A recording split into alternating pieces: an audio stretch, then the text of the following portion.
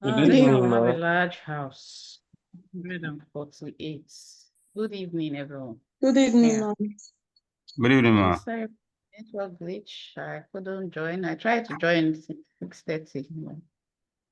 Host had another meeting, and then network too. Not to relocate. All right, I see a large house. So please confirm to me. I think we have two classes combined here. So MSc Reproductive Health, School of Public Health, and generic masters. Am I correct? Is that correct? Yes, ma. Basti, you want to help me? Is that correct? Do we have another Yes. team? No, my team. Reductive health and Please, so it's executive. not audible. I can't hear. Oh. I just want to confirm the class. Which set of people are we having this interaction with? I know Basi is here, so I know MSc Population and Reproductive Health people are here.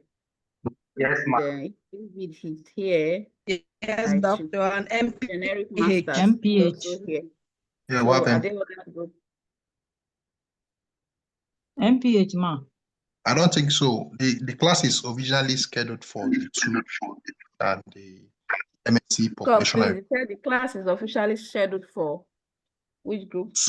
MPH and MSc population and reproductive health. Just the two arms. Yeah. Okay, so MPH, is it School of Public Health or is it generic? School of Public Health. SPH. Okay, okay. Okay, all right, so good. It's good to know who we are speaking with, even though we are speaking virtually. All right, good evening, everyone. 8:45. And it's health inequalities, health equities, and then social determinants of health. Confirm that that's what you have. That's what we're about to take. Sorry, ma. That is not the topic for today, for you today. In our own. Yeah. Whose own? For you today, the topic is population health first. Then the second one is the family. Population health. Yes. And the family. The topic you are calling is they are calling now. Population health. It's the course itself. You know, the course title itself is population and reproductive health. It's population, family, and reproductive health. That's what it is. That's it now.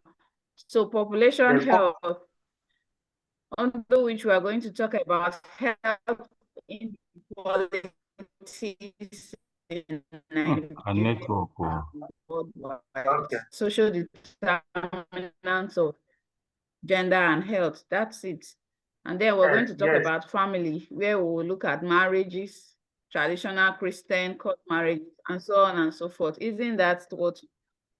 It's true, ma. Sorry. That's correct. It is, ma. We're on the same page. Yeah. Correct. Yeah, that is schedule. Aha. So this is what I think we have now. This is it. Yes. So yes, this is lecture schedule. That's what we have. All right. Yeah. So that's what we have. So tomorrow we'll take harmful traditional practices. So we'll deal with these bits. A bit bulky, but we're going to be able to go over it in a few minutes. All right. So now that we have agreed and we're together, I have captioned it to start with this social determinants of health, because it's the main theme of that first topic, health inequalities, health inequities. It's all masterminded by the social determinants of health. So let me put this on slide in a second.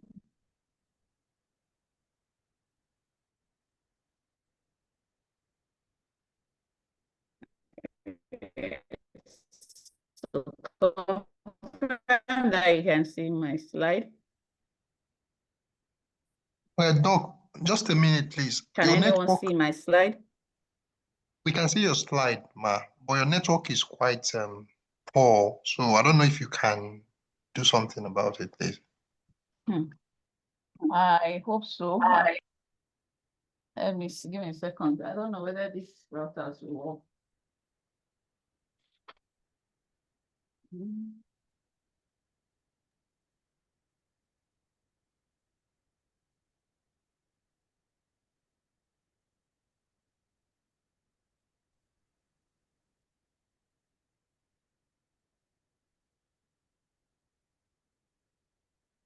Oh, God.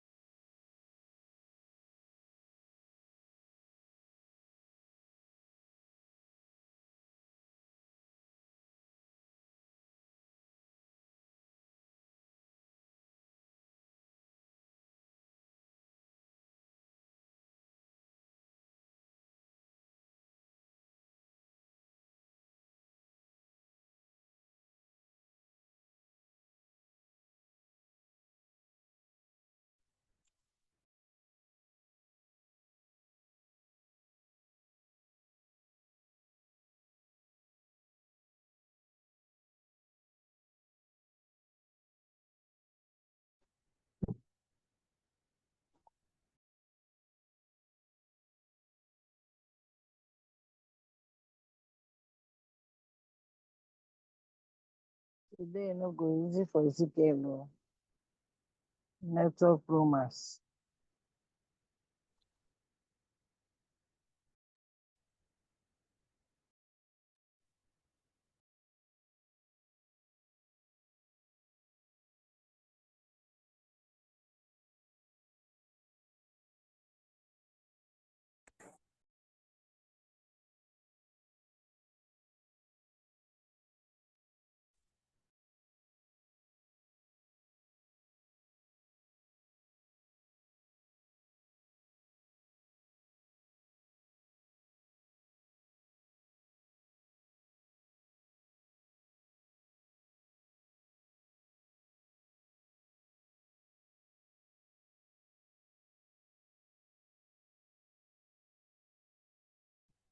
Doc, you're muted, or if you're speaking, you're muted.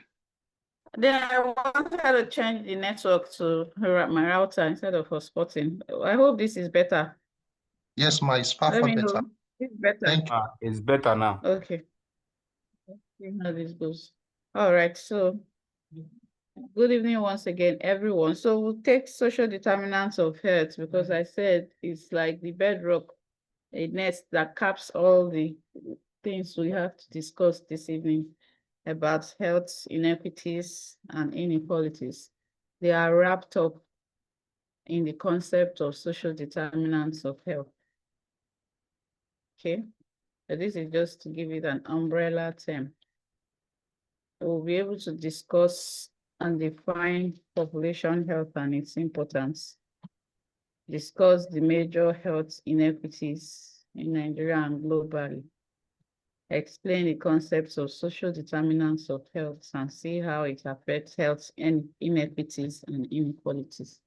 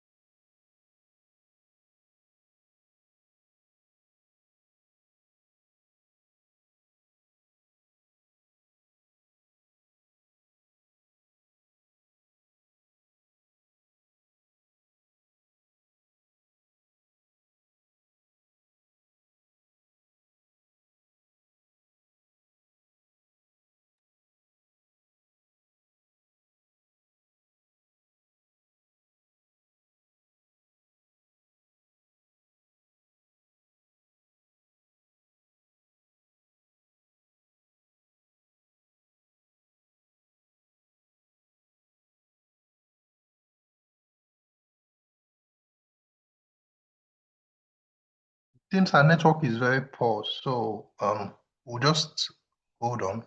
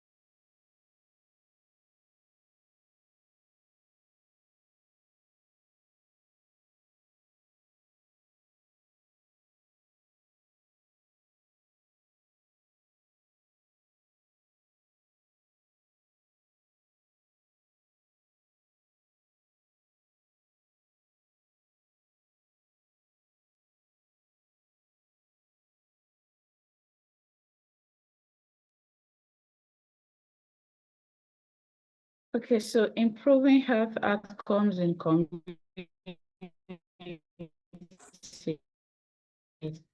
result for preventing health that's not merely the absence of disease.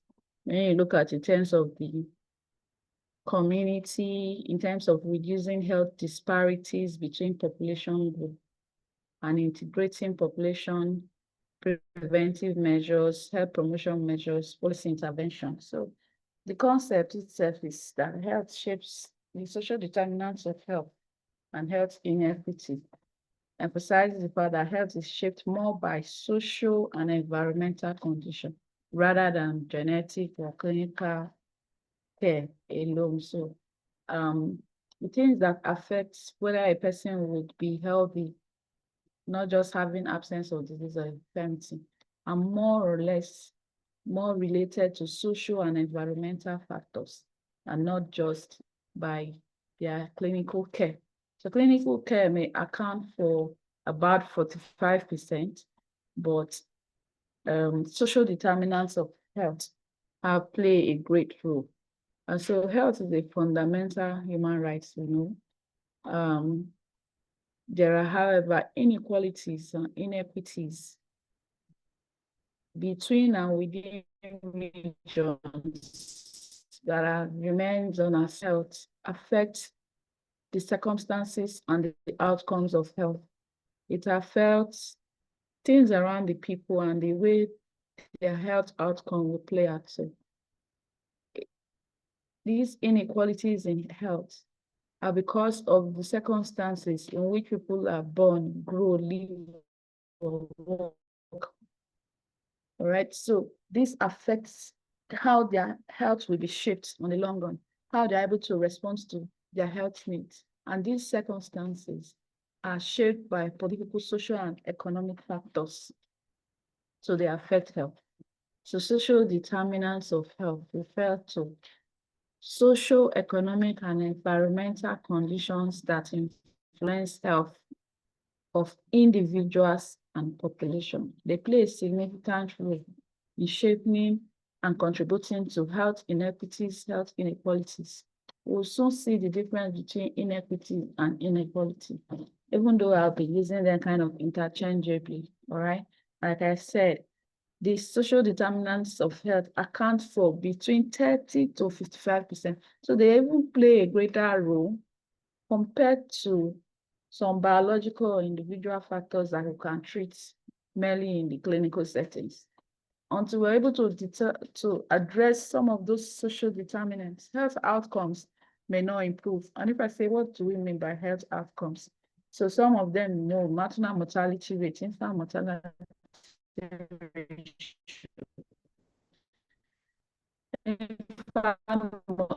maternal mortality ratio, infant mortality play out in individual and community health.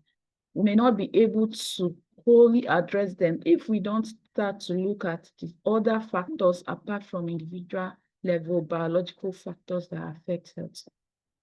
So social determinants of health, they are external factors, but they affect individual and community health. They may not affect them directly.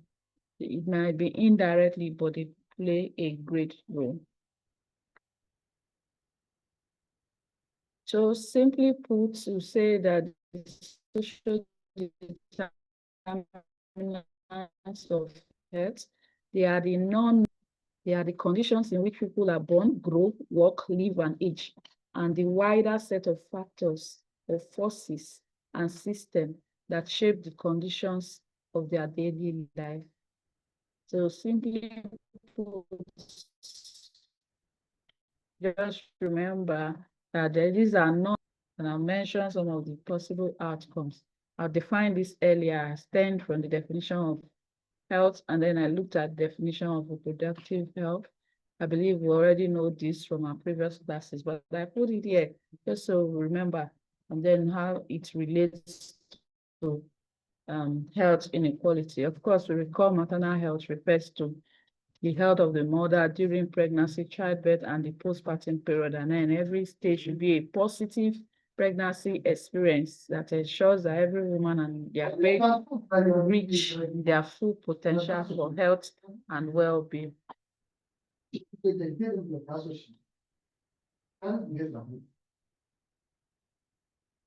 So, health inequities.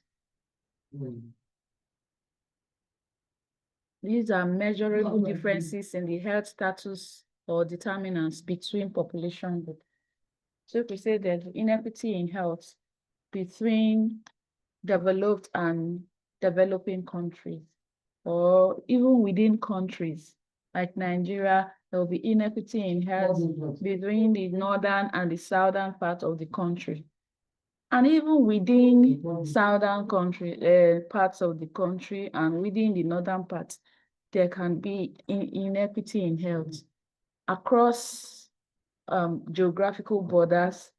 For instance, urban and rural regions, inequality and inequity in health can be found. So measurable differences in health status that in their determinants within population groups is what we refer to as this inequity. And they are often seen across income, geographical borders, gender or ethical lines, or even educational and economic status. So these are fundamental concepts, like put it that way, that affects health inequality. It can cut across geographical borders.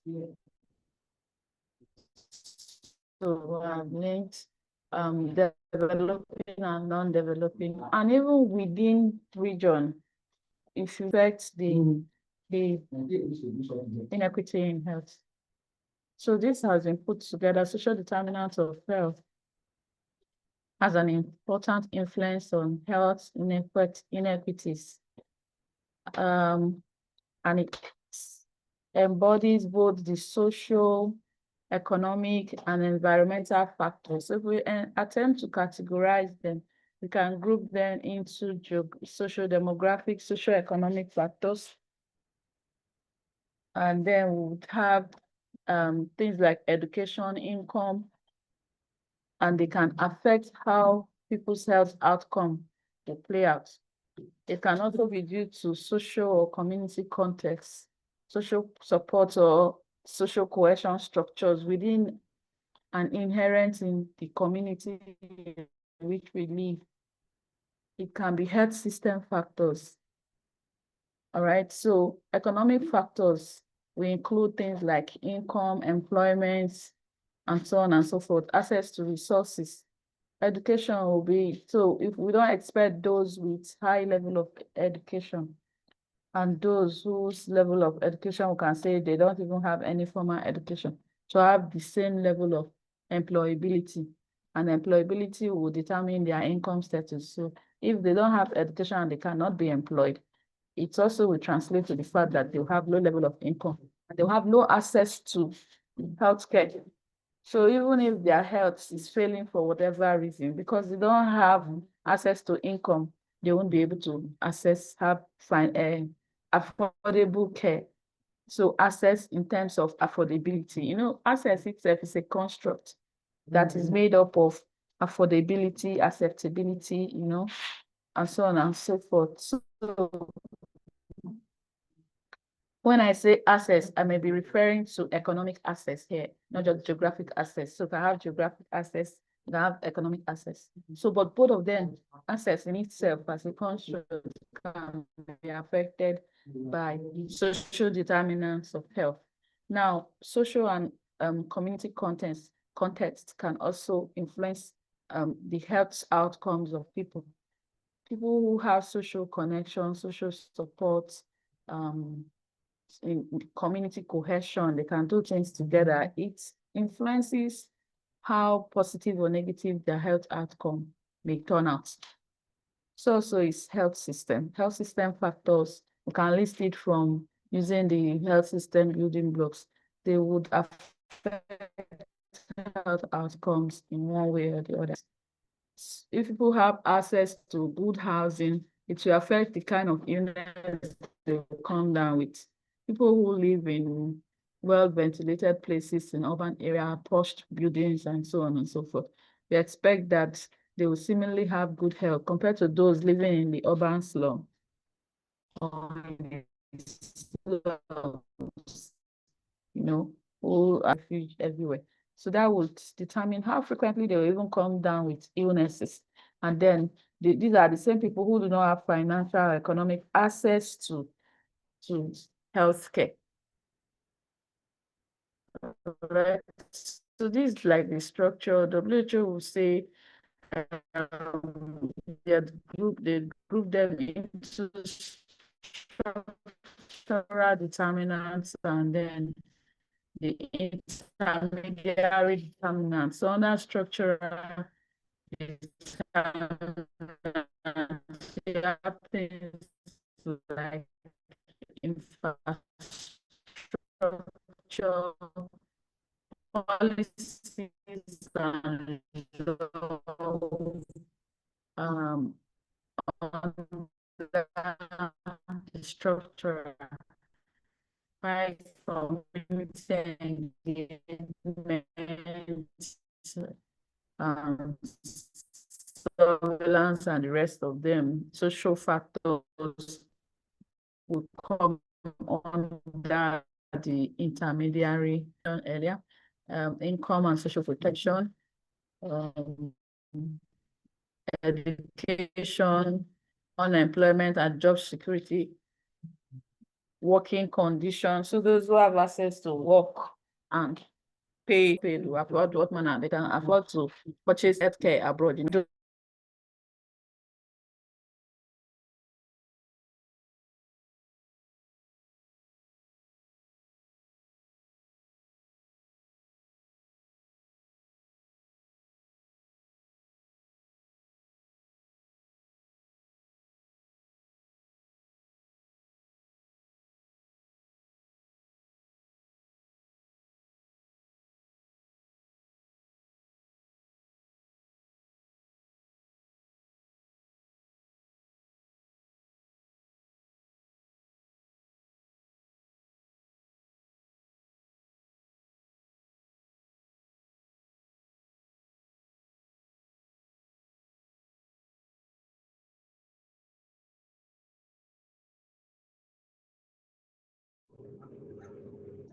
No, please, your mic is muted.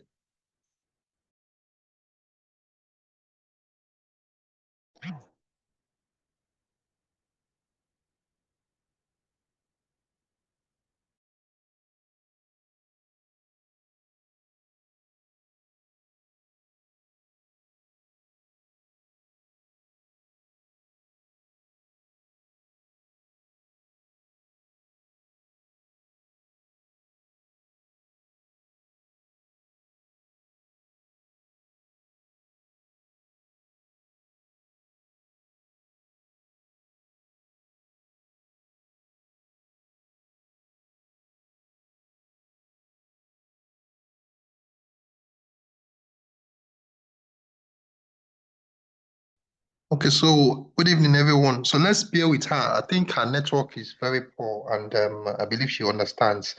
So I believe by tomorrow we'll have a better network. But let's still just wait for her to join us again.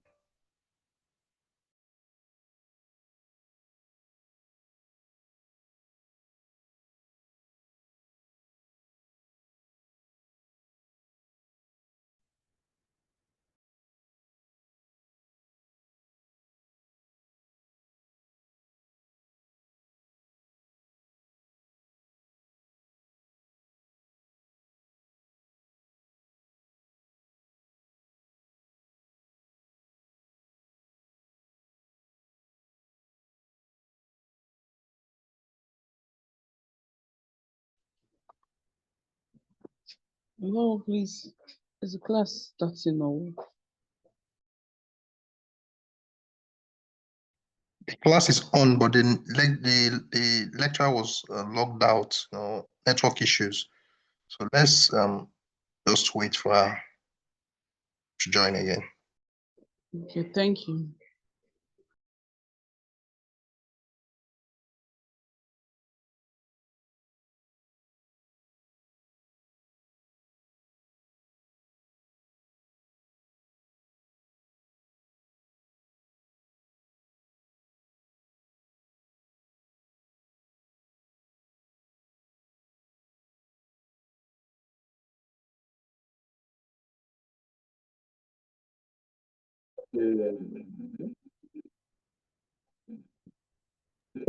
House rep, is she even now aware that she has been locked out? Let her not be talking, thinking where she's still on.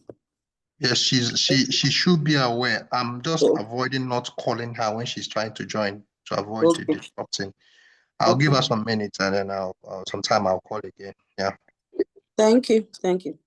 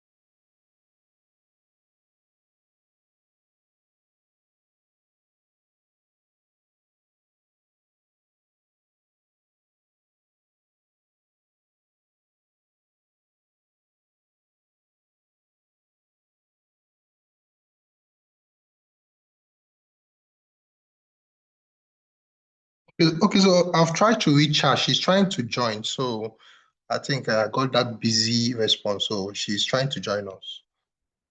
Let's just hold on. Thank you.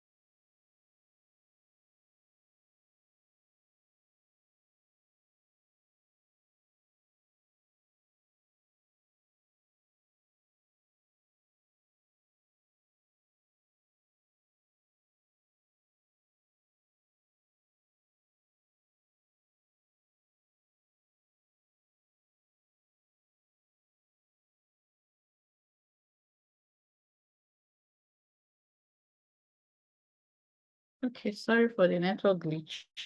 I don't know. Network is not helping. Trying as much as I can. I hope you can hear me. Can you hear me? Yes, we can hear you, Doc. Yes, Okay. we hear you, ma. All right. I think the 5 p.m. classes are better. The network is less jump out than this one we're having now. All right, let's just see how far we can do this. Yeah, so I was saying that this is just like listing them all, possible social determinants of health, and we can explain each of them. Social determinants of health has a major impact on people's health and well-being and the quality of life they live. So the type of housing, transportation, and the type of neighborhood they live can affect it. I've explained housing. Transportation, those who have access to healthcare facilities will likely be saved in the event of emergencies of health compared to those that live in the road is so bad, you can hardly move around. So if you have emergency, what happens? You know, gridlock, traffic jams, all those things, so you can explain them. Discrimination and violence against people can also affect their health. They're also determinants of health. They determine health outcomes. All right, so that's basically what I was trying to do. So how do social determinants of health affect health outcome? This is a possible question. I can explain it. Access to resources. We've mentioned several resources. In this and the next slide, you're just going to be explaining or expecting you to explain that disparities in access to essential resources such as clean water, nutritious food, safe housing, healthcare services directly affect health outcomes. For instance, inadequate access to clean water will lead to water-related diseases. And I'm sure you remember all the classes of water-related diseases. What we give the acronym water basic, waterborne, water arthropod, water shortage, water impounding, and water chemical. Just inadequate access can lead to all that barrage of water-related disease. And so that's because there's no access to clean water. Can explain it also for socioeconomic status, just like we did previously with income, education, and occupation. All right, so this is allowing you to do the explanation. Physical environment, safe neighborhood, social support. I've explained this. So this slide was an example slide to further explain them in case you're asked to discuss how social determinants of health will affect health outcomes. You should be able to link them and give some examples. Health behavior, social determinants of recreational spaces. They have access to food options and education. They can make decisions about their life related to their diet, exercise, and the use of substance. For education and literacy, also the same. So Low I can see your screen. educational attainment correlates Slide with are not showing up, man. You can't see my screen. You can't see it. Your No, screen the is up, screen, Ma. You your can see screen it, is okay, up, with this but it's network. not moving. Your screen Wow. is up, but it's not Wow. moving.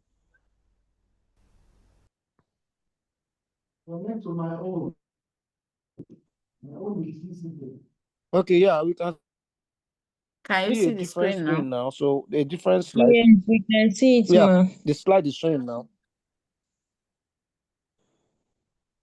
Okay, so I was just explaining all the, like, if you're asked to discuss how social determinants of health influence health outcome, for each one you measure, do it to explain and relate it with an example, all right?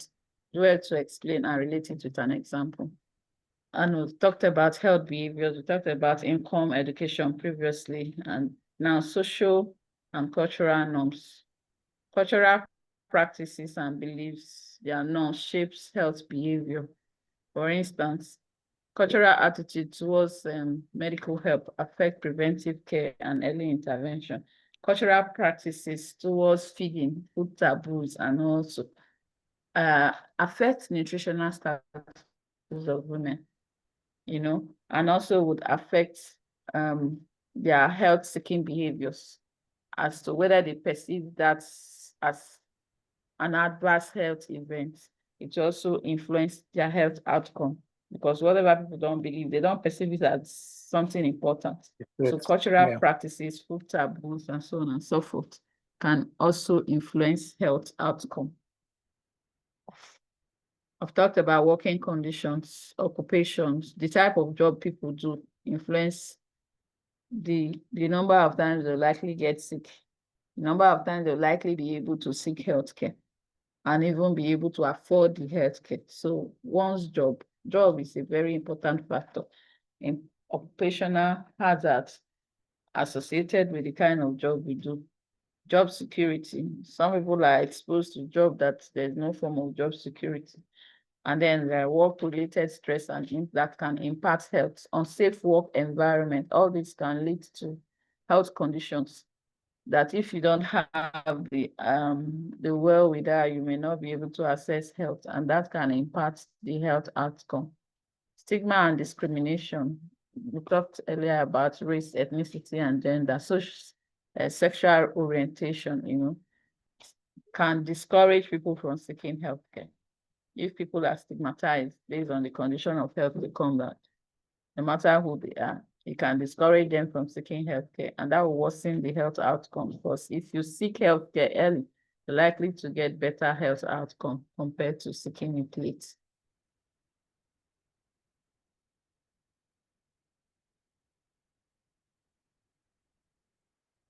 Okay. So we've mentioned the social hierarchies, social exclusion, income distribution, racism, discrimination, and so on and so forth. So how can we help address some of these inequalities in health? What are the things that can be done? Starting from policies, equitable policies. It's important to implement equitable policies that address health, that address income gap, income inequality, housing gaps, housing challenges, making housing affordable. All right, policies that make education not exactly free, but at least affordable. You know, there's nothing that is free.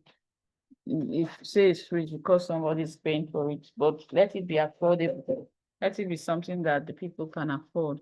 They have access to it at all times. Okay. So some of those things are things that we can do. How can we address social determinants of health? We can look at it from the health system angle, can look at it from the structural and intermediary aspects of the WHO. We can do policy, we can assess and do assurance to check that our policies are being implemented and they are being evaluated. So apart from developing policies, enforce the policies, link them, evaluate them, monitor them, and so on and so forth.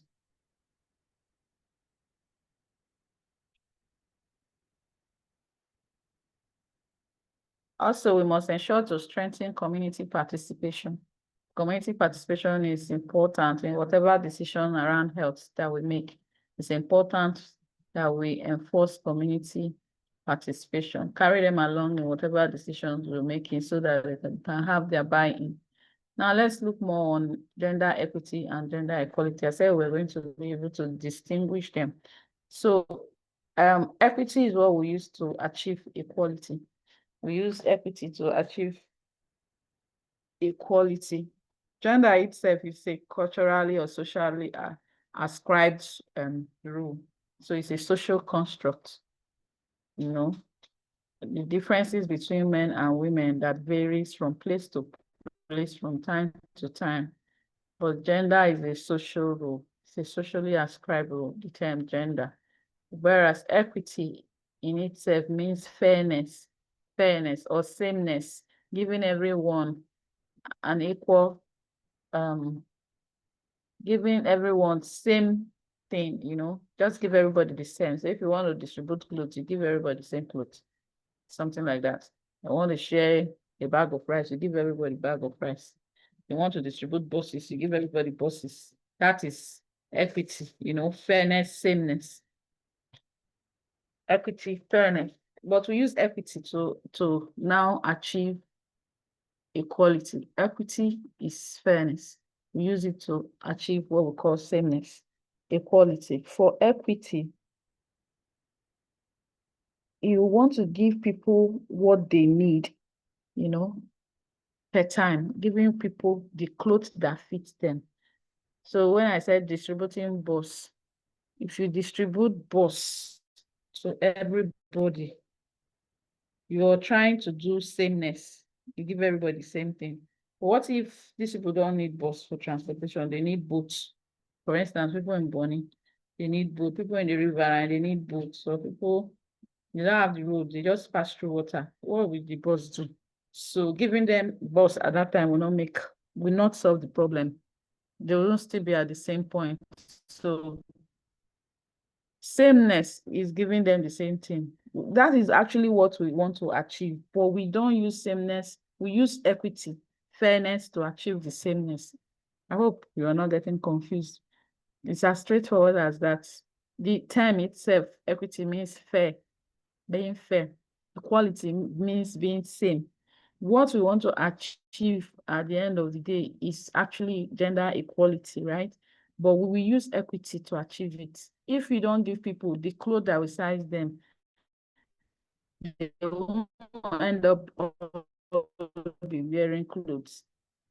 If you understand, if you don't give these people boats and give these people car based on what they need, the end point is everybody can move to that destination you want them. So, but just giving everybody blanket bus will not guarantee that those in the riverine area will get to that destination. Okay, so we want to achieve equality, but we have to use equity to achieve it. So giving everybody clothes that fit is what we term, that's just like an example, but in essence, equity is fairness. Equality is sameness. I hope I've explained that. If you understood that, then this slide is as good as explained. Okay, so equity is the process of being fair to men and women, boys and girls. To ensure fairness, the measures must be taken to compensate for cumulative economic, social, and political disadvantages that prevent women and men, boys and girls from operating at the same level. So gender equity strategies are used to eventually achieve equality. That's what I just explained. Gender equity is achieved through gender integration and gender mainstreaming. Gender mainstreaming is in whatever you're going to do, you put on your gender lens and ensure that you're mainstreaming gender into every single policy development, policy implementation, and so on throughout the chain. You mainstream it, all right, throughout the particular value chain. You make sure that at every point of every link of that chain, gender is considered all true. Okay. So there have been moments of gender equity, declarations that have lent their voices largely to the concept of gender equity.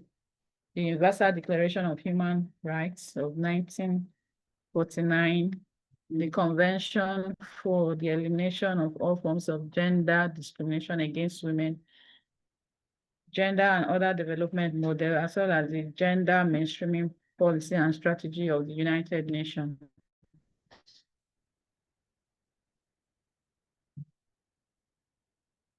So it's important to also highlight that gender inequity, it's engineered by a power dynamics kind of structure. All right, so by achieving equitable access to adequate food and basic needs to increase personal security, these are one of the ways that we can attain gender equity. Ensure there's a balanced and sustainable development decision-making process whereby both male and female have access to the table where the decision is being made. Create equal opportunities, economic opportunities for both male and female. Okay, there should be equitable access to life resources. Every policy that is gender blind, we begin to mainstream gender sensitive policies through them.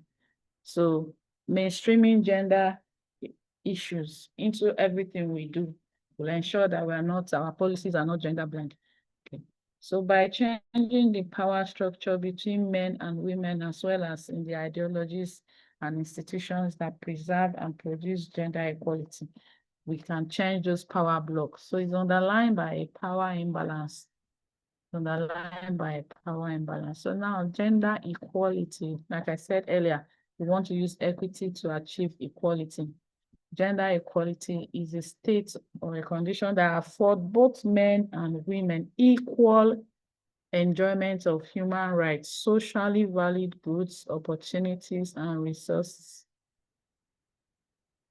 It means more than just parity in numbers or law or book. It's expanded to freedoms and improved overall quality of life for all people.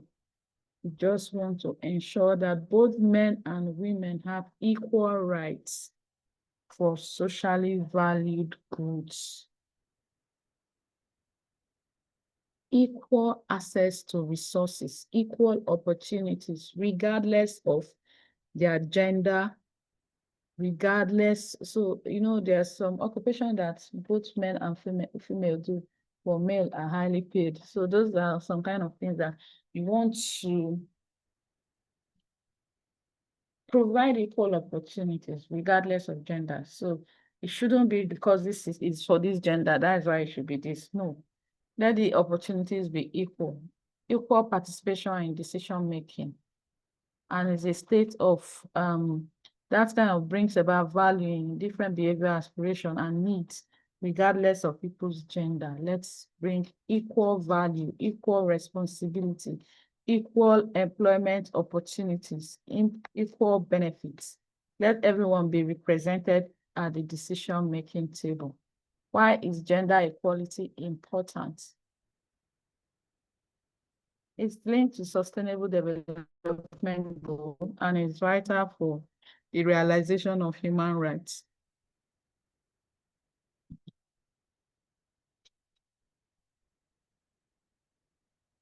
So I've been able to differentiate this. I won't like to go through it again, but I'm sure it's clear the difference between the equity and the equality and which one is superior to which one.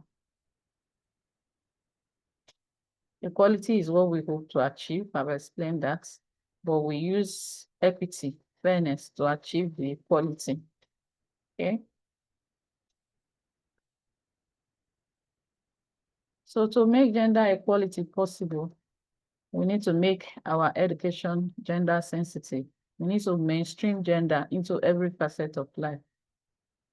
We've made some progress with this, at least before now. You know that women were not meant to be in school. They were meant to stay in the kitchen and all that. But now, if we check the enrollment rates now for male and female, I'm sure you won't be able to see any line, gender line that says, oh, it's common males are the ones now being enrolled in WAEC. All those lines have become blurred because of issues around gender mainstreaming and gender equity and equality. We're closing those gaps if they still exist. But we keep saying and talking about them so we don't go back to where we're coming from.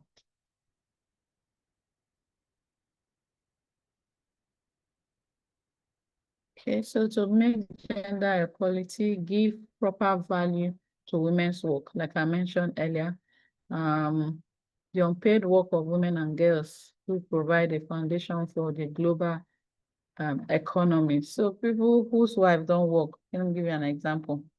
But you know, they do a lot of energy goes into staying at home, nursing the children and all that. But you say they are housewives. That role should be remunerated. If you think it shouldn't be, take it up for a few days. You understand why it should be remunerated. All right. So let's give proper value to the woman's work. Even as I work, understand that she's also contributing some value. She's not being paid for it, so she remains economically on the low income side. All right.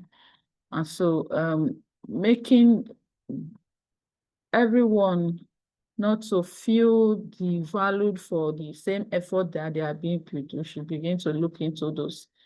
It needs to be highlighted. We need to talk about it so that even if she's doing it without pay, understand that a lot of work is being done for free. All right, so this image just depicts the difference between gender equity and gender equality. So equity here is showing that we gave everyone the same size of what will I call it now? Box to stand on, the same size. Both the short and the tall person are the same size. Of course, the tall will see more. The short are still not seen, isn't it? Whereas equity will be this one that is already tall. You don't need a box. The one that is medium, even one box. The very short one, give them 2 box. At the end of the day, what have we achieved? Everyone can see, which is what we are headed to.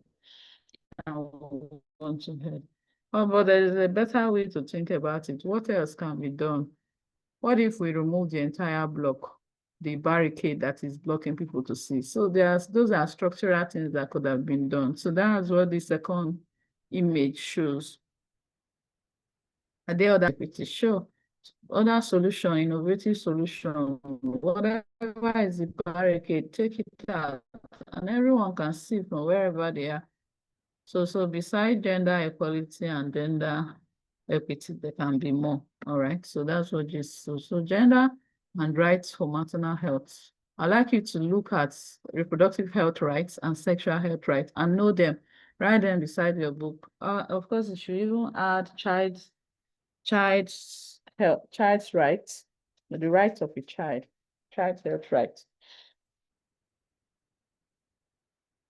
That's one right.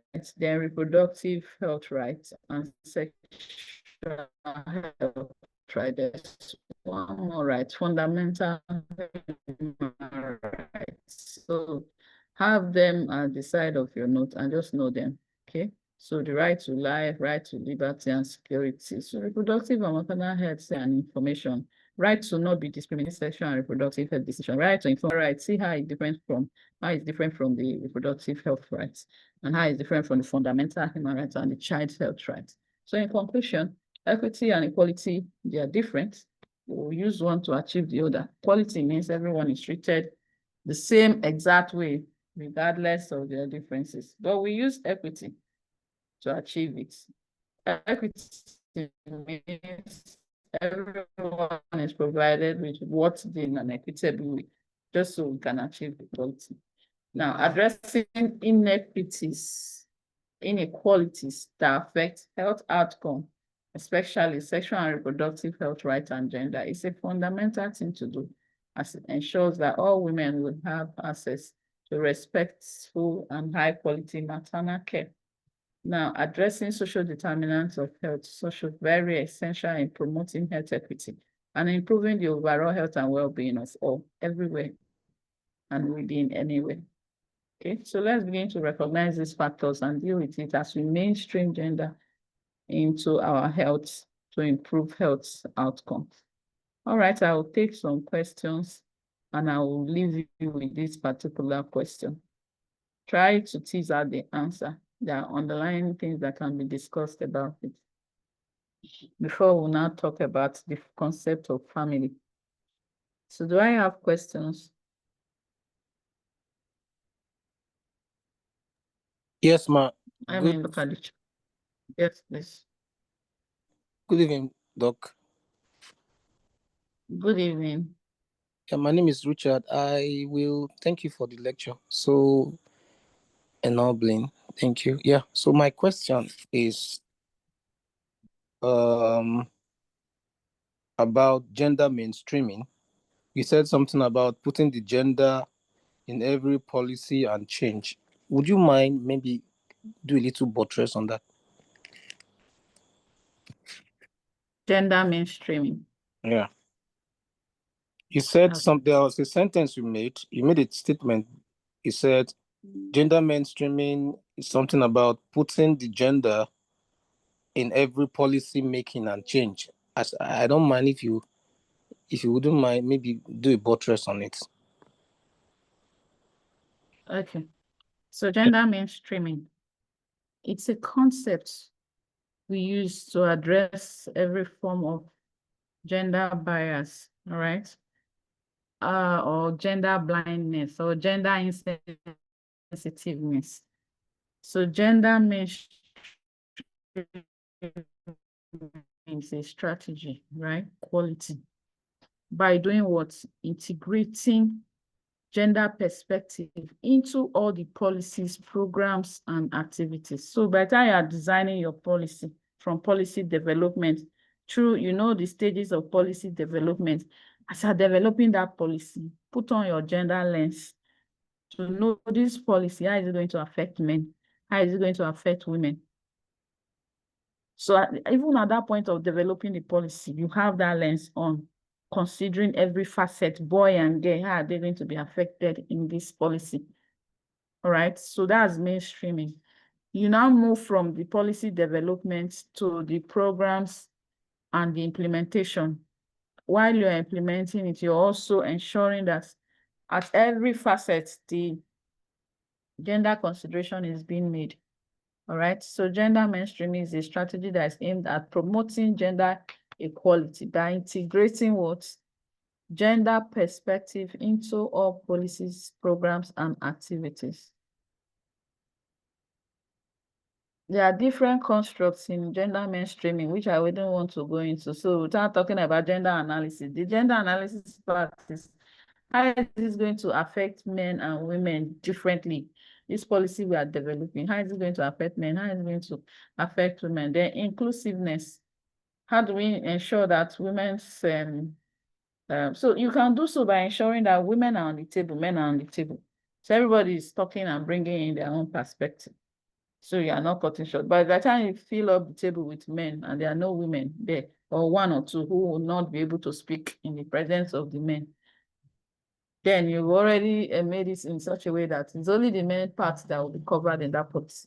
So inclusiveness, bringing inclusive policy, ensuring participation and empowerment for both male and female is another thing, and then accountability. So just to create an equitable society. I hope that answers your question. Yeah, thank you. Thank you. Okay.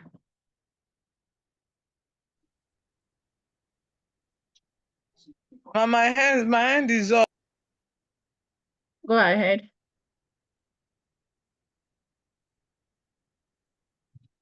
Good evening, ma. Please, Good my question. evening. Okay, Who is thank you speaking? so Can you just introduce yourself by mentioning your name? Okay, my name is Ozumezine. Okay. Oh, Please, I ma, thought you were the one that spoke earlier. Okay, go ahead, no, please. please, I didn't understand when you were talking about gender blind policy. Please, can you throw more light or rather elaborate it the more? Please, thank you and over.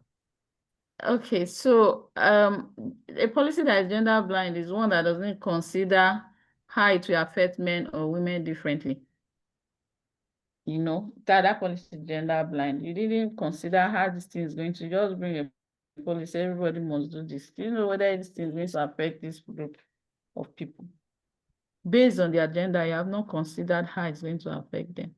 So when we say put on your gender lens, we're always saying look at it differently, how it will affect male and female, and be sure that everybody's end is covered. All that is clear. I see somebody's chat here. In Nigeria, the context of gender equality is more effective on paper than on ground. For example, in military, in presidency, example, a woman has never been the head of state. Okay, so that's the point. So yes, and in fact, if we stretch it further, we can go on and on and on. When I say that women should be at the table, look at your National Assembly, look at the Senate, how many women do you have there? Look at the House of Rep, how many women do you have there? So when you bring out laws and other things, you will know that it's going to be skewed.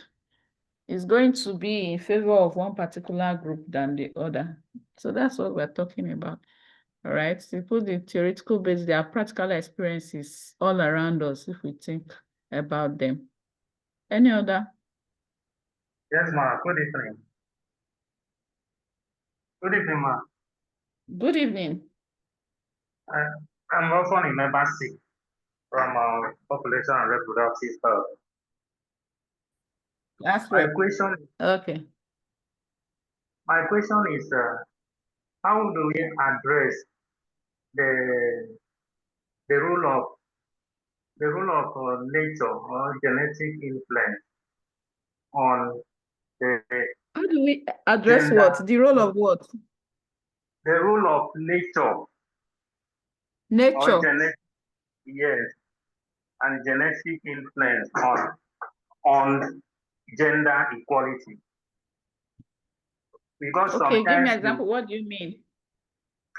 sometimes you give the female equal opportunity, equal resources between the female and the male.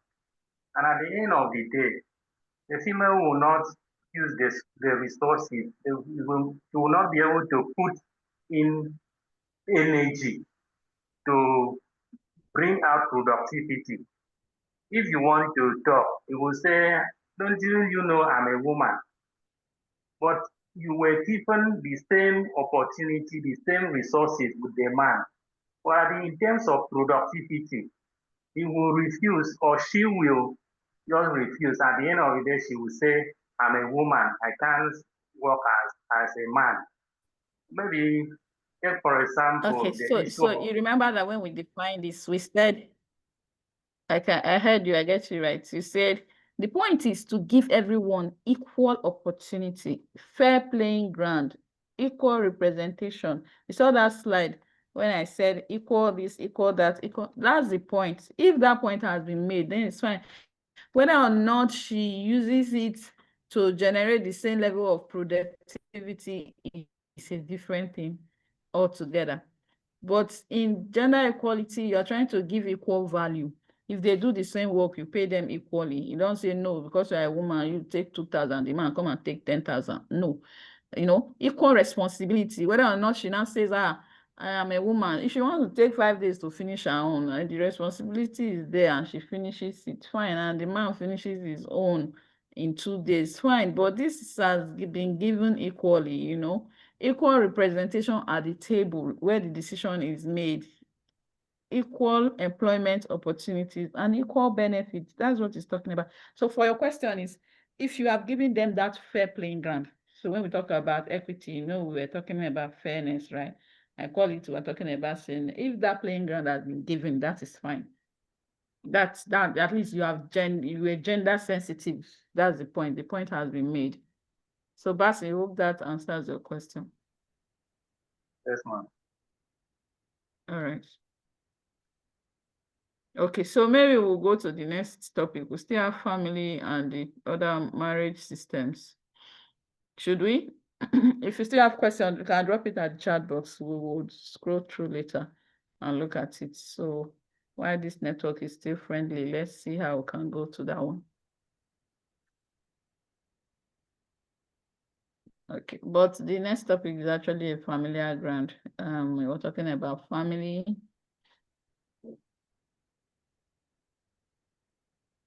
on marriage systems. Okay.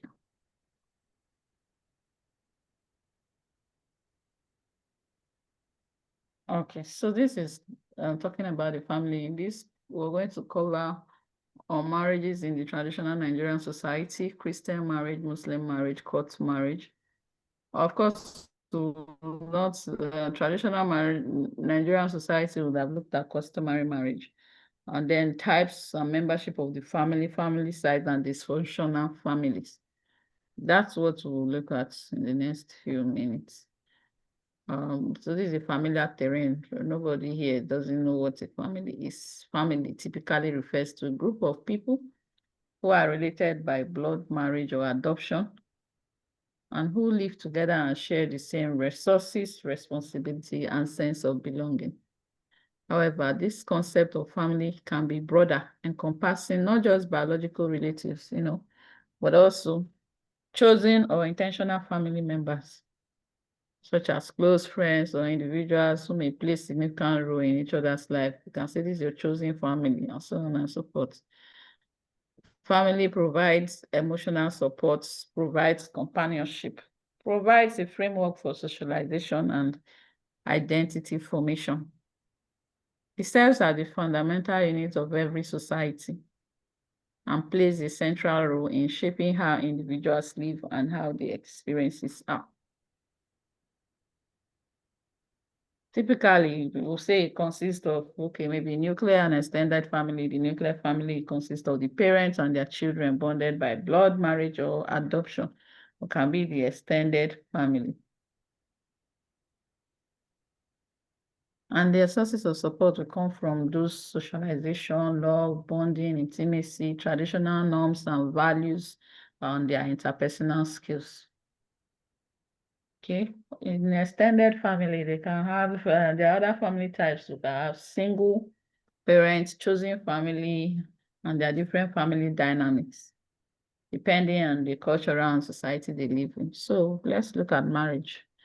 With time, when we've done marriage, we'll go to the different specific types of family and how family unites and disintegrates, and of course, move on to the other types of families and explain them. So marriage. This is a legally recognized union between two individuals, male and female. I have to put that in brackets before somebody say transgender or male and male. Recognized as two individuals, male and female, typically involving a formal ceremony. It's like a legal contract, right? It signifies a commitment to partnership, to companionship, and to mutual support.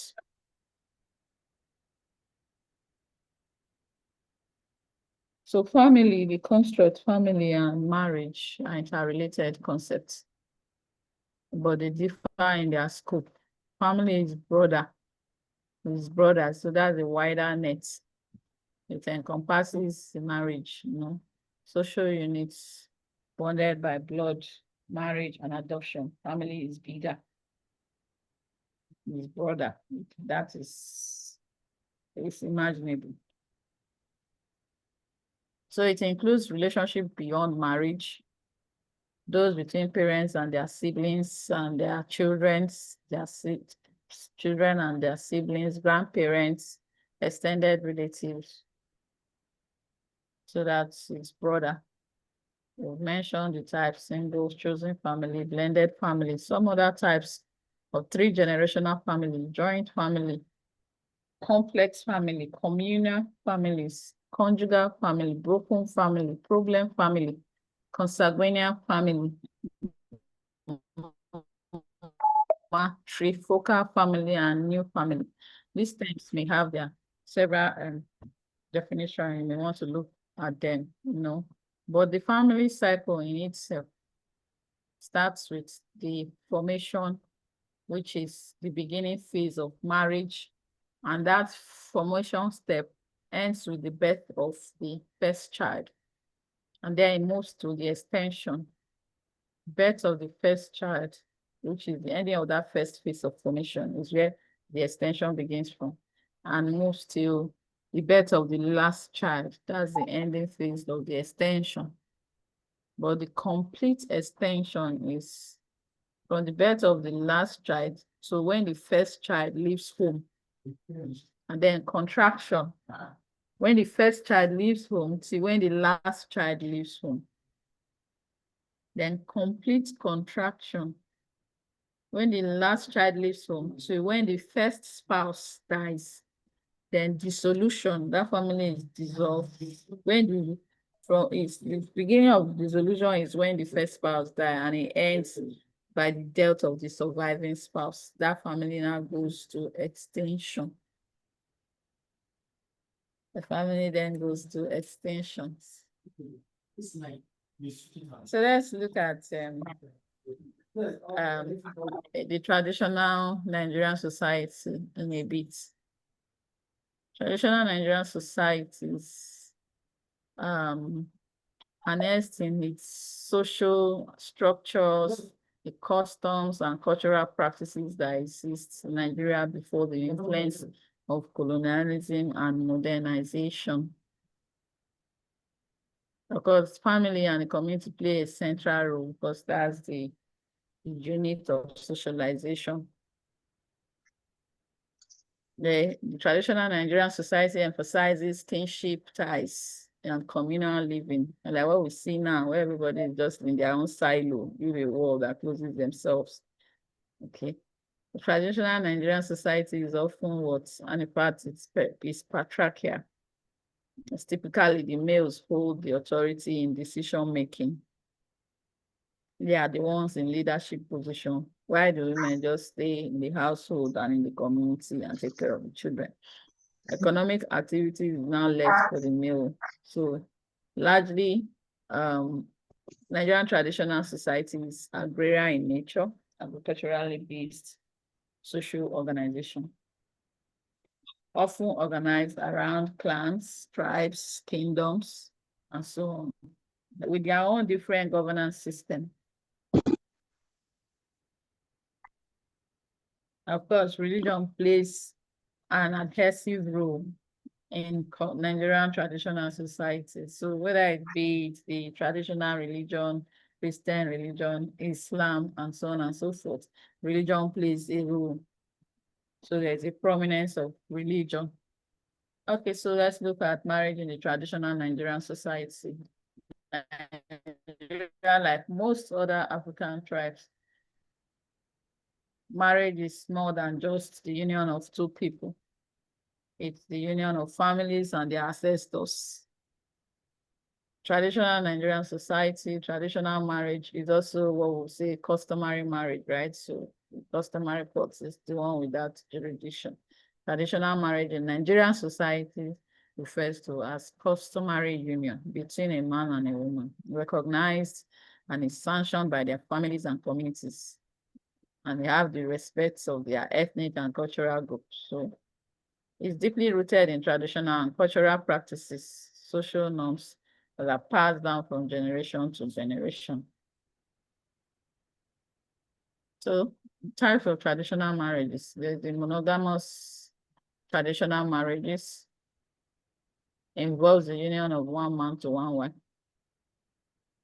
Monogamous features of they pay the bride price, the groom's family pays the bride price to the bride family as a symbol of their appreciation and respect for the family. And then there are ceremonial rites of the monogamous ceremonies that can involve a very elaborate rites such as gift exchange, blessings from the elders, feasting, dancing, so on and so forth.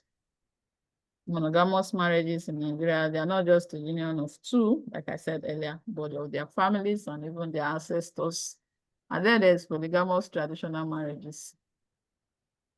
So this is the union of one man to multiple wives, while polygamy is less in the urban areas now. It's still common in some rural areas. And in certain ethnic groups, it's still common. It's still practiced in many parts of this country, particularly in some rural ethnic groups. Key features is that there's multiple wives. bride price and dowry is still paid.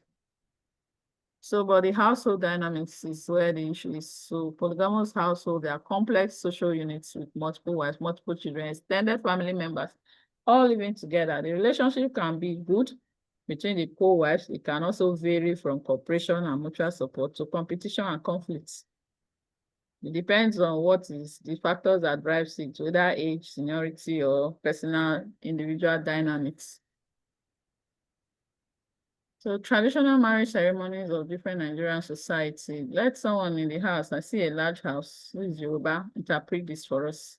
I'm going to go through my chat and look for any Yoruba person.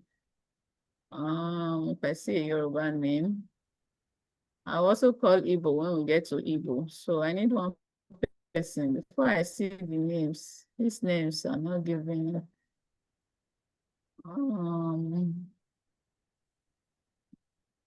Yeah, the Beauty Tobin. Is that the beauty I know? I'm looking for any Yoruba. Okay, volunteer before I search. Maybe it will be faster if I ask for a volunteer to interpret these slides. Yoruba traditional marriage. Just tell us from what you know. Okay, go ahead, my dear. Just go ahead. Interpret the traditional marriage. Yes, what does that mean? Engagements. Go on. What else? Explain the Yoruba traditional marriage ceremony for us. Something. Are you Yoruba? Somebody speaking already. Let me hear the person. Okay. I need somebody else for Igbo and Hausa. Get ready. Who was speaking now? Said okay, that's all I hear. Yeah, Yoruba tradition. The attire, yes, the groom wears agbada, the wife wears iro and pupa. During the engagement, the groom's family has to prostrate to the bride, then beg. They call this beg to get the bride from the bride's family, and then, because after begging and prostrating, the bride's family would accept, and every other thing follows. Okay, so what is this momimo? What does that mean? Okay, momimo. Momimo. Owori is bride price. Yeah, I know that. Owori is bride price. The momimo, I'm wondering if you could explain. Momimo is when they bring the bride. They cover her face first with the veil, and then when they open it, like they are trying to show the bride's face to the groom's family. Okay, so there's one more thing. What about the food? So when we want to talk about what is called first, the introduction. What's the name of the introduction called? I know this one is Igbeyawo, right? Ekwaka is Igbo. So we talk about the introduction and talk about how they receive them first. Then talk about the bride price, what is called the unveiling of the bride, then the food. And then the others are dance. So those are the 5 things I want to come out. You have mentioned Igbeyawo, you have mentioned Momimo. Okay. Talk about the bride price and the food.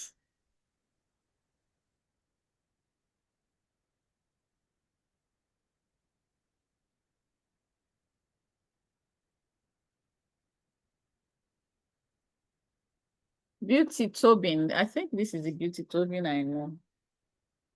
I'll ask later. So I want to know about the food. What is this Kosi ceremony and the food? I need a Yoruba person to throw more insight. Who was speaking previously? Go ahead, complete it now. Is there a particular food served on the traditional marriage setting of the Yorubas? The particular food? Or is it just any traditional food of the Yorubas? What's this traditional food that is served in traditional marriage ceremonies? Any? Okay, so maybe what may be common will be when the bride takes that particular food to the groom to eat, just like it's also done in the Igbo setting. All right, so let me get someone that is able to check the one for Igbo. I think I should easily spot that. Anyone? Let's have a conversation. Next. I hope my network is still on. Why am I looking for somebody? Ikenna. That gives it away, Igbo. So tell us, I wouldn't know whether you're married or not, but I'm sure you can throw light on this. Let's hear you. Okay. So what you want me to explain is the Ibanko, right? Yes, the setting of the traditional marriage setting of the Igbo traditional marriage setting. It starts from what? Going to the process. Okay. Just go Okay, to the so process. what I know about Ibanko, like the traditional marriage rights, is you start by going to introduce yourself and your family to the family of the woman. So so you try to do that formal introduction that you are interested in their daughter. So in that process, you don't come empty-handed. You come with something like cola and drinks and all that to show that you also know the tradition. So when that is done, you are given a time to come back again to formally start the process of the marriage rights. So you are given a list. You are told when to come and collect a list of what you need to buy for both the community and the family of the girl in question. So that way, I'm not too of a traditional person, but what happens there is that exchange happens. You come with something to comply with the list, then a date is officially fixed for the actual marriage rights. There you have some processes like the drink. The woman is meant to give the drink to the husband to be, and definitely goes alongside with the man, added money under the cup and stuff like that. So I think we see it in Nollywood. So it's just around that. Is there a particular food? For food, I think it has to do with the culture, the part of the Igbo, maybe the states, like the people in Enugu have their own traditional food. So definitely you see something like abacha and stuff like that. But for across board, you see the normal gari and the traditional egusi soup with some kind of native leaves and all that. So one similarity we can bring between, thank you, one similarity we can bring between the Yoruba and the Igbo is that there's something that is called like knocking at the door. They call it Igbeyawo. This one is called Ibanko. There's a kola nuts in both of them, if you noticed. There's a part of bride price in both, if you noticed. And there's a part for food testing. Here, it's the wine that is carried to the groom. For the Yoruba, we saw that there's the food that is carried to the groom to taste.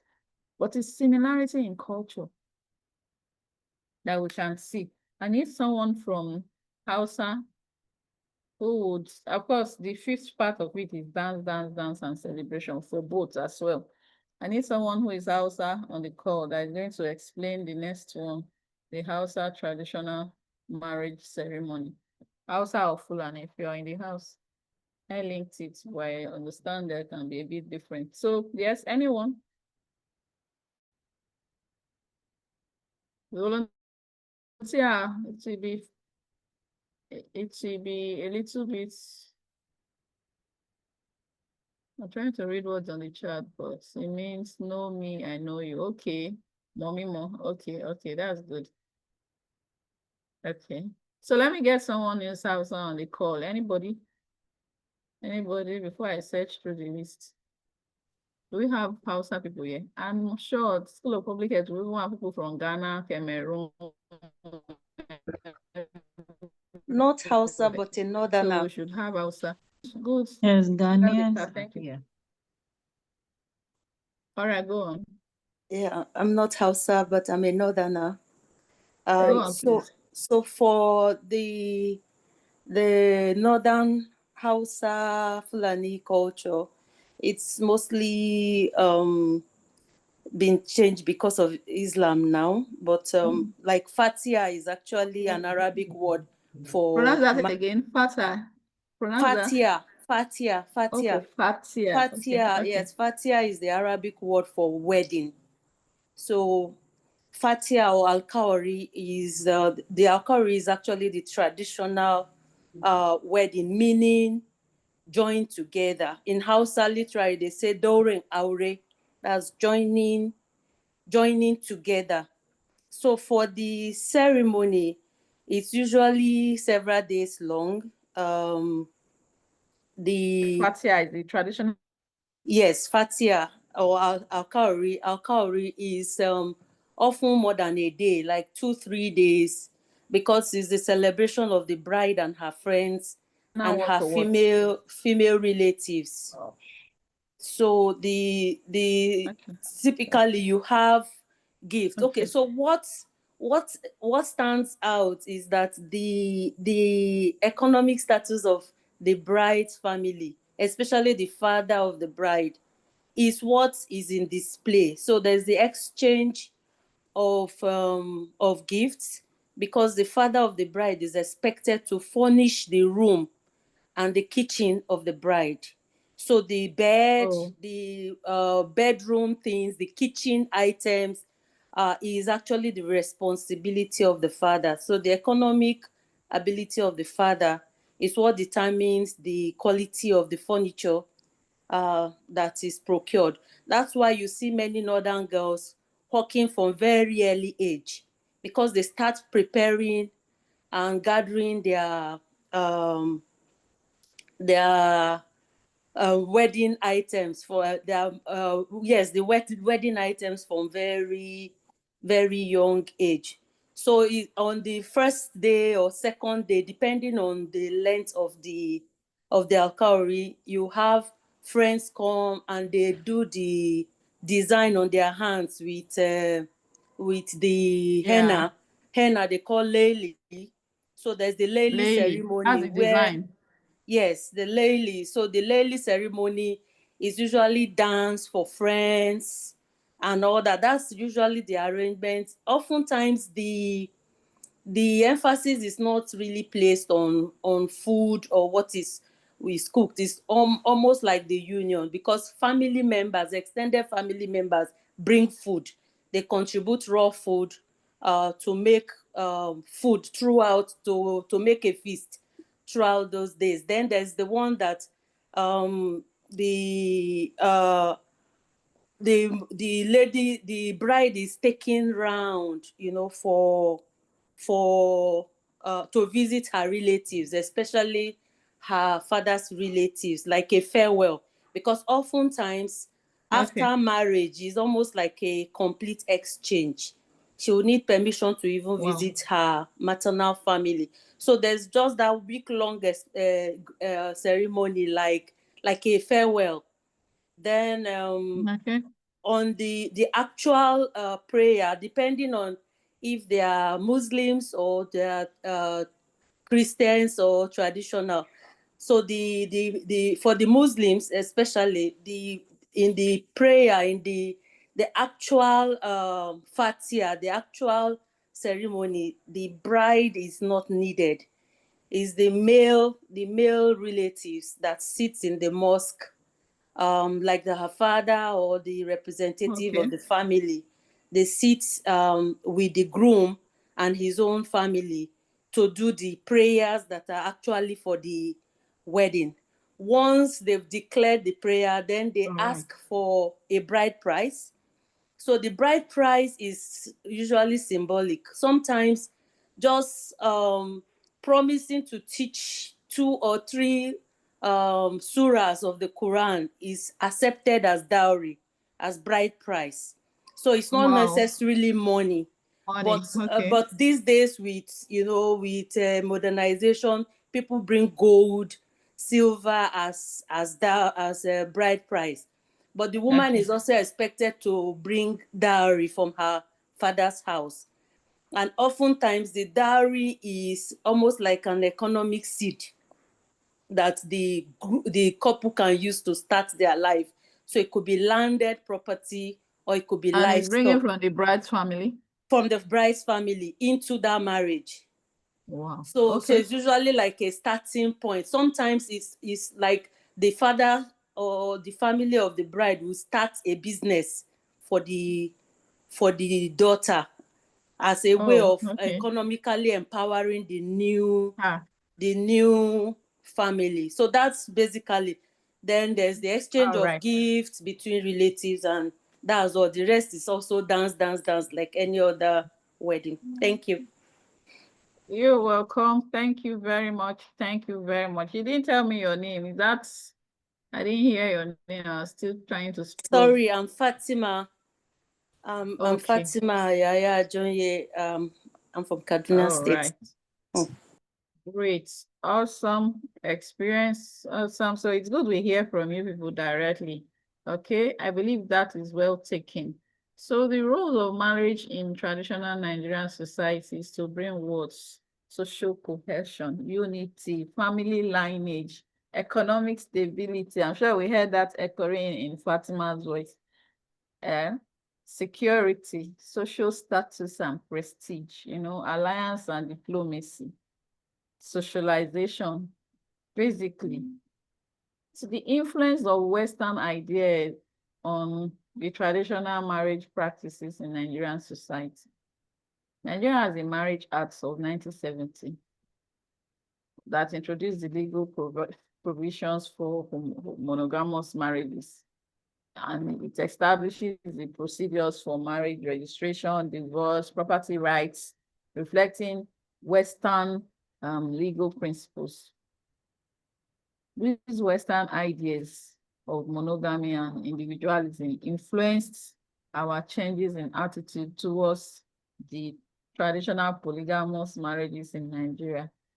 So polygamy is now like something on the historical cultural roots, which is not what we view even in these days. It's seemingly outdated.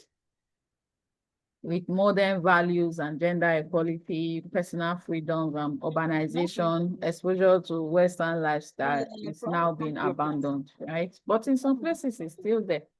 So let's look at a Christian marriage. This one is a covenanted union between a man and a woman, recognized by God, blessed biblically.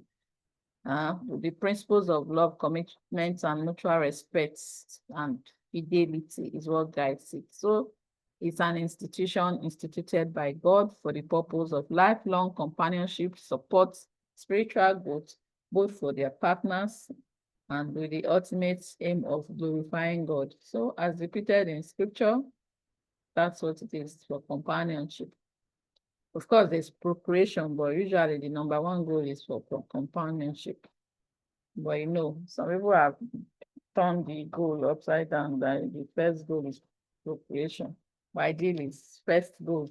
If you look at those scriptures, you'll see that it's for companionship first, before we now start talking about procreation. Elements of Christian marriage, it's a covenant. We know that. Mutual respect and submission. You know the principles of woman submit, man love your wife and all that. So that's Christian marriage, built on communication and intimacy, shared values and the commitment to the will of God. Muslim marriage, we've talked about it. What Fatima told us was, the traditional marriage of the Muslim or Islamic form. And she as well explained it. So we looked at Christian marriage. There's a Muslim marriage now in terms of how the Muslim marriage refers to the union between two individuals with Islamic principles and laws. Typically, it's still a contract, marriage contract, and now it's known as nikah, which outlines the rights and responsibility of both parties. Of course, it will include that they must have done maybe the traditional rites, and then they want to now do the Muslim. Typically, the Christian marriage in Nigeria, there's still the basics of, they will still first of all ask you, like in my church, you would have been asked, whether your parents have given consent, whether you've done the traditional bride price and all those things before they will even go ahead with the Christian marriage. Yes, so I want to believe it's so also in Islamic marriage, Muslim marriage. Okay, so the perspective of marriage is viewed as something very sacred, noble institution ordained by Allah, just like we said that the Christian marriage is instituted by God.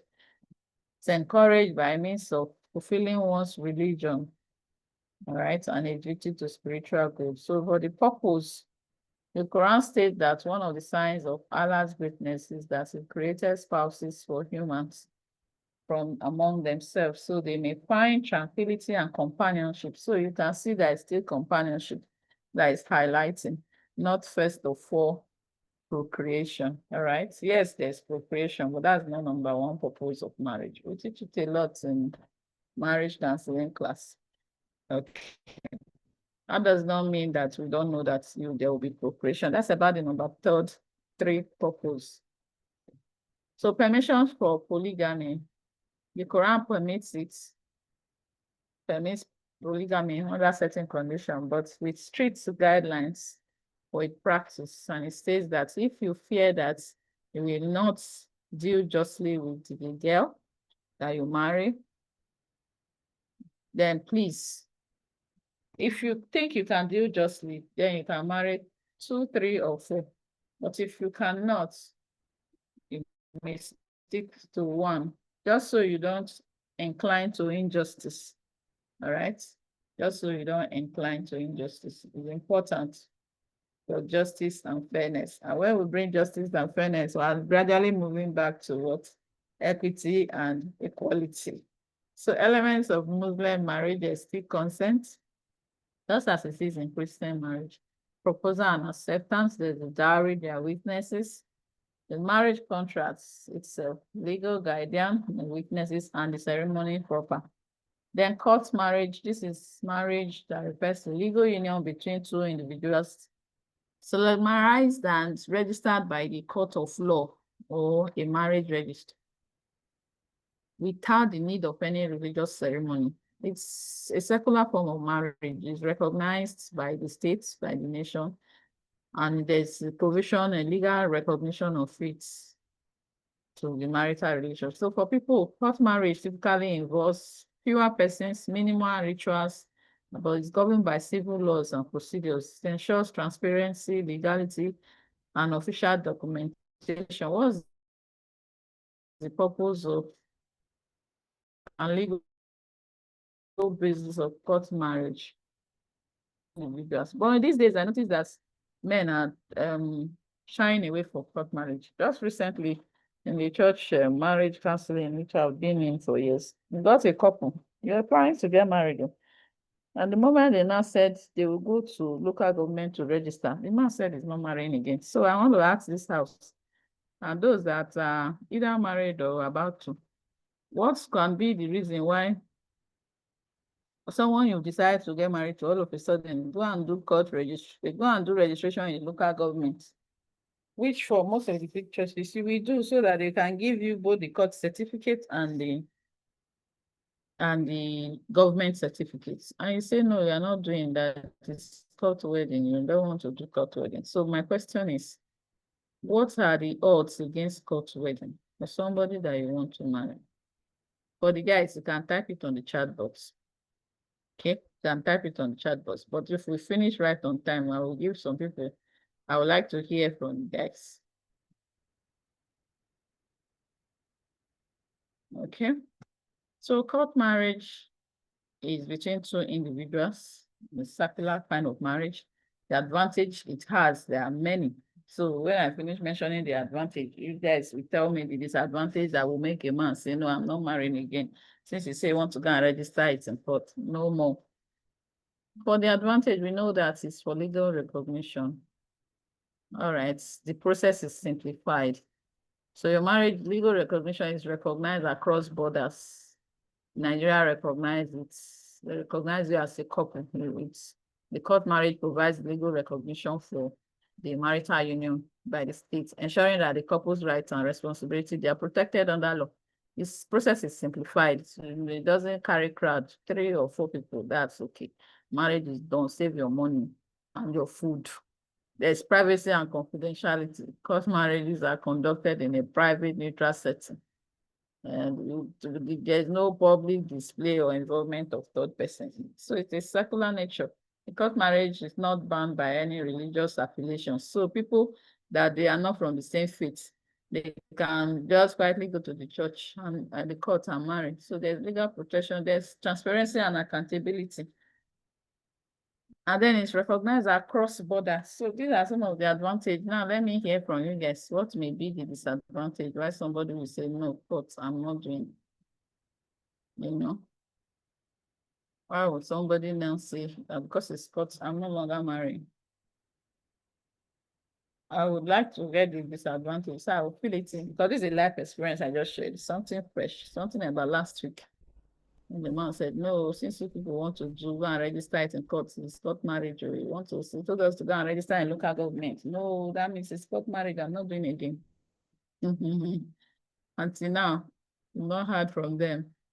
Okay, while we look at that, family size, the concept of household is based upon the arrangements made by the person, individuals or group, for providing themselves with food. So we call a household the number of people or the number of individuals living together and eating from the same pot. These are considered as the unit of the house. Household can be a sampling unit, but they are defined as group of individuals or number of individuals living together in the same home and eating from the same pot. That's in the fact. It can vary greatly depending on the cultural norms or economic factors or personal preferences. So that's a household. What is important is a demographic indicator. If you look at Nigerian Demographic and Health Survey, they usually sample households. So there are units of analysis, households, okay? So it's important demographic factor. And we usually would find out what's the household size. The household size and this can give us an idea on how that family is faring. If you have a household size of 12, 16, we know what kind of resources are available to that household. If these 12 people are eating from the same pot, who is bringing the money? How much is he bringing? How much is his average income? So that tells us a lot of information about that demographics. Okay. Yeah, I'm going to come and read your charts about the reasons why people will decide to run away from court wedding. So keep them coming. Okay. So dysfunctional family. A dysfunctional family refers to a household where there is regular conflicts, in which conflicts, misbehaviors, neglects are very regular, leading to emotional distress and dysfunction among the family members. So the key word here is that it is regular.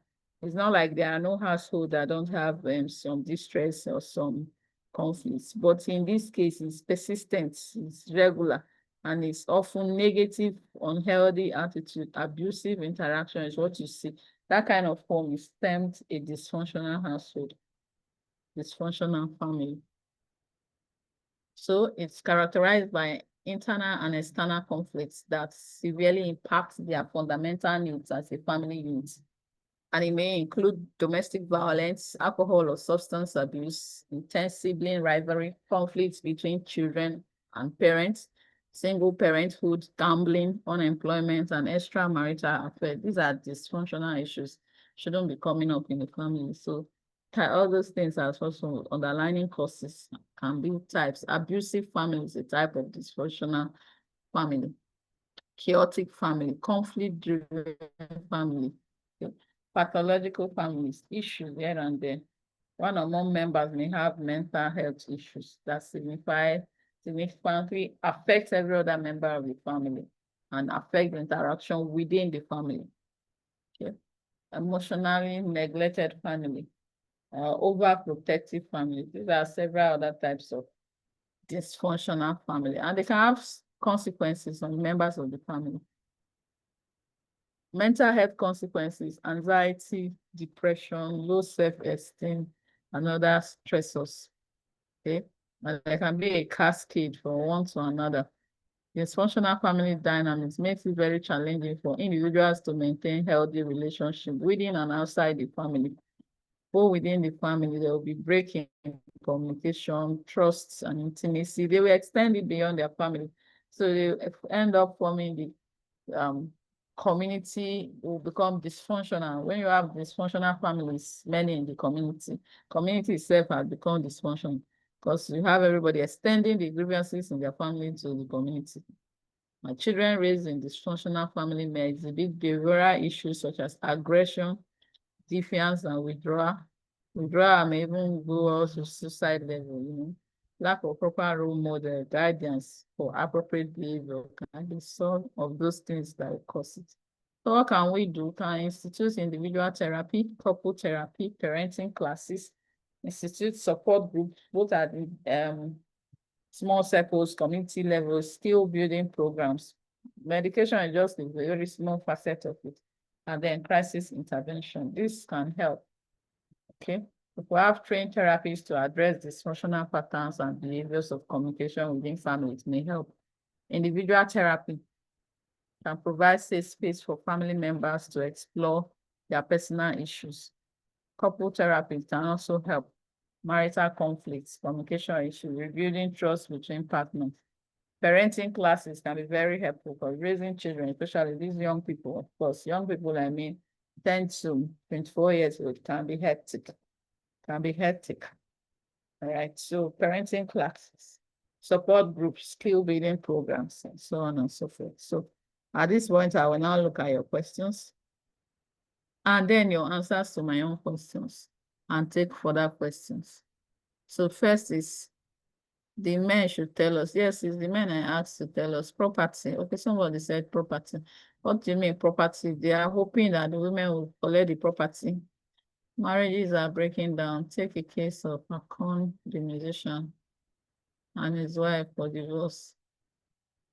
Fear of asset diversion, property. So property is repeating. Court marriage binds you to just one wife. Oh, okay. So for fear of polygamy.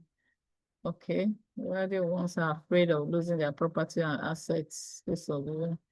So but you're marrying somebody who's a human being. So what's property compared to the human being?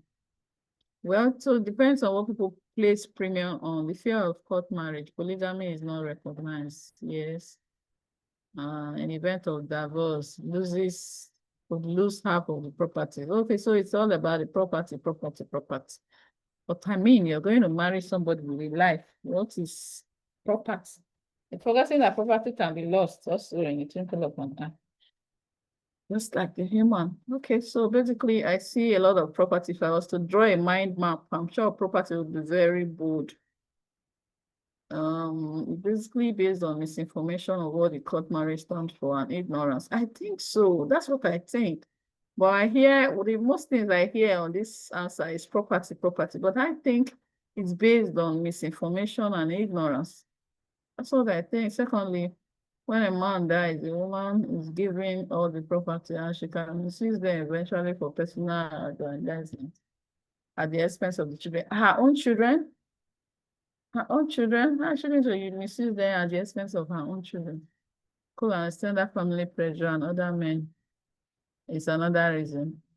Extended family. So the extended family, is it the man's family or the wife's family? Who is going to use up the money? Such inheritance becomes a mirage. I mean, so these uncles usually would threaten not to attend such marriage. So they don't want court marriage for the reasons. Okay, I get what you mean. So the inheritance that would have been for the family would have gone to the wife, so they will not want to attend. So maybe that's the reason. It's also pressure from the family, right? Currently a business in most Western countries. The business to get married and divorce. That's what I hear there. I like to keep all these like a qualitative study and just analyze them and see what is bolder, what makes more sense. Because I mean, it's real issues. Only here now, debate does start. Okay. Yeah. So it's Empower the woman who is a mother and has children. Don't be help. Wouldn't it help the children? If it empowers the woman and the woman is helped, will she leave her children? I don't think so. I don't think so. Yeah, so I see your answers. I see your responses. I wish I could place them on my envelope and analyze them clearly. But I see a lot of property issues here, and that seems to be a big one. Okay, I see ignorance and other issues. So thank you. So can I have questions now? Do we have questions? Do we have questions? Questions. It's been interactive. It's been a bit engaging. Can I have questions now?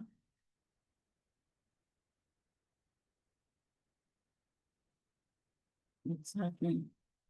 Okay.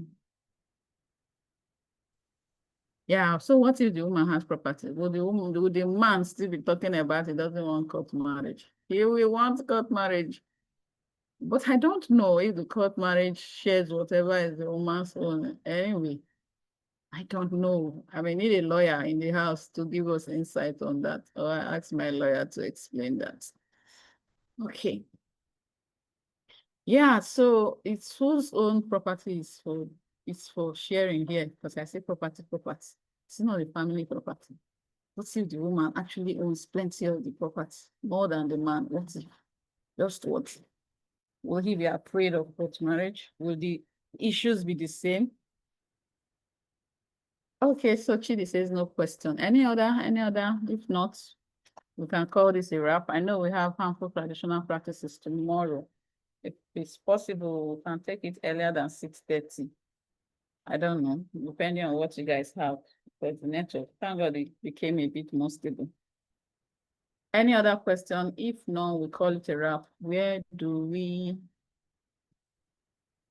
classify open marriage? So what do you mean by open marriage? Which one is open marriage? Classify open marriage. Which one is open marriage? You mean cohabiting? Which one is open marriage? Cohabiting is not marriage anyway. Women see court marriage as a thing that confers her security more than traditional marriage. Yeah, but men are afraid of it. Some say they don't want to marry again because of that.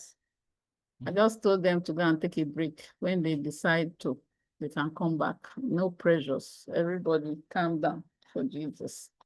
That's what I told them. So they will come back when they are ready. But that's the process. You know, wedding is a process, even in church. It's a contract.